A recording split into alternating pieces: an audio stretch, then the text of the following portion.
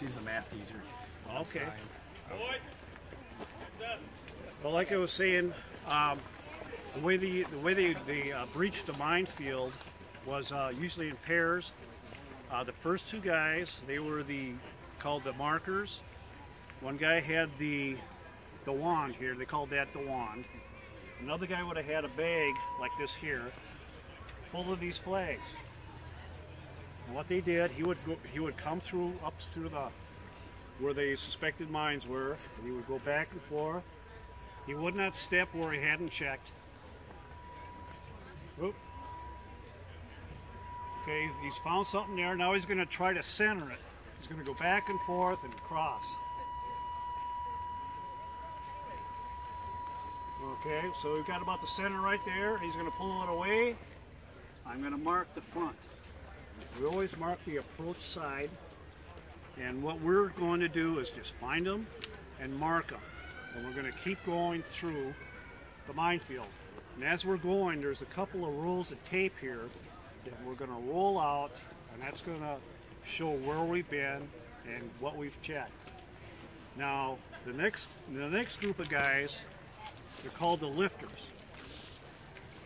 Now, what they're going to do is approach the flag, and they're going to start probing, and they're going to know that the mine's on the other side. So he's probing. He's going to try to determine about where the middle of that mine is. That's where usually, with the German mines, that's usually where the detonators were. Get that out of your way. Okay, so he's found the cap. He's going to unscrew it. Lift it out. Now he's got the detonator. Just has to lift that out. That's kind of what it looked like. Oh, and it would have been a little longer. It would have had another extension on the bottom of it. And now it would have been easy just to lift it out. He's going to locate the handle. There it is. And he could just lift it out, supposedly. But the Germans like to booby trap some of these. So if they just did one or two, that makes them forces them to check them all. So unless you're feeling really lucky, and those guys they wanted to go home, obviously. So what they would do, they suspected that, and if they didn't have the time to dig down alongside of it and feel underneath, they would take a 50-yard rope tied to the handle, go back that 50 yards, and just pull it.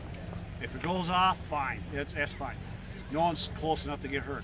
If it doesn't, all they did is stack them to the side, and they could reuse them. They kept the detonators out of them, but they kept the caps, kept all the parts. Another thing they might have done if they didn't have the time.